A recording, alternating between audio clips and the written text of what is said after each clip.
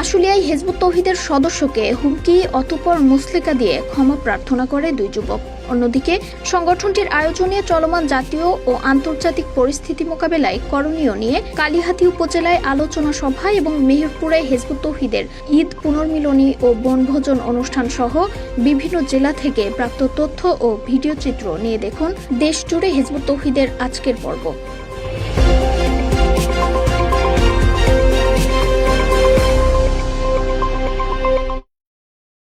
ঢাকার আশুলিয়ায় হিজবুত তৌহিদের এক সদস্যকে হুমকি দেওয়ার ঘটনায় শেষ পর্যন্ত থানায় হাজির হয়ে মুচলেকা দিয়ে ক্ষমা চেয়েছেন দুই যুবক। জানা যায়, গত ৩ এপ্রিল রাতে ইয়ারপুর ইউনিয়ন হিজবুত তৌহিদের সভাপতি লিওন ইসলামের ব্যবসা প্রতিষ্ঠানে গিয়ে তাকে এলাকা ছাড়ার হুমকি, দোকান ভাঙচুর ও প্রাণনাশের ভয় দেখান নাইম ও সুমন। এ ঘটনায় অভিযোগ দায়েরের পর থানা পুলিশ তাদের ডেকে পাঠায়। রোববার আশুলিয়া থানায় উপস্থিত হয়ে অভিযুক্তরা নিজেদের ভুল স্বীকার করেন এবং ভবিষ্যতে এমন বেআইনি কর্মকাণ্ডে জড়াবেন না মর্মে লিখিত মুচলেকা দেন। ঘটনায় স্থানীয় প্রশাসনের প্রতি কৃতজ্ঞতা জানিয়েছেন লিওন ইসলাম।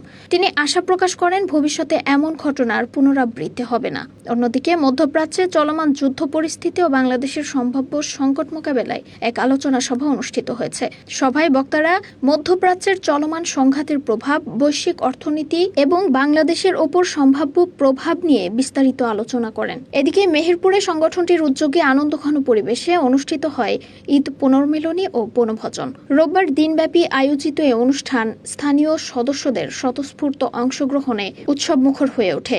সকাল 10টায় ছোট শিশুদের দৌড় প্রতিযোগিতার মাধ্যমে অনুষ্ঠানের সূচনা হয়। এরপর ঐতিহ্যবাহী বিভিন্ন খেলাধুলা যেমন মোরগ লড়াই, দৌড় প্রতিযোগিতা, মেয়েদের বালিশ খেলা ও চেয়ার খেলা, ছেলেদের হাড়ি ভাঙা ও ফুটবল সহ বিভিন্ন খেলা অনুষ্ঠিত হয়। দুপুরের খাবার বিরতির পর আয়োজন করা হয় সাংস্কৃতিক অনুষ্ঠানের। এতে কবিতা আবৃত্তি ও দেশাত্মবোধক গান পরিবেশন করেন হিজবুত তৌহিদের সদস্যরা। শেষে বিজয়ীদের মাঝে পুরস্কার বিতরণ এবং সংক্ষিপ্ত আলোচনা সভার মাধ্যমে আয়োজনের সমাপ্তি ঘোষণা করা হয়। এ সময় উপস্থিত ছিলেন সংগঠনটির খুলনা বিভাগীয় আমির মোহাম্মদ তানভীর আহমেদ, কুষ্টিয়া অঞ্চলের আঞ্চলিক আমির মোহাম্মদ জসিবউদ্দিন, মেহেরপুর জেলা সভাপতি শাহরুল ইসলাম, সাধারণ সম্পাদক জাহিদ মাহমুদ, খুলনা বিভাগীয় নারী বিষয়ক সম্পাদক জেরিন সায়রা প্রমুখ।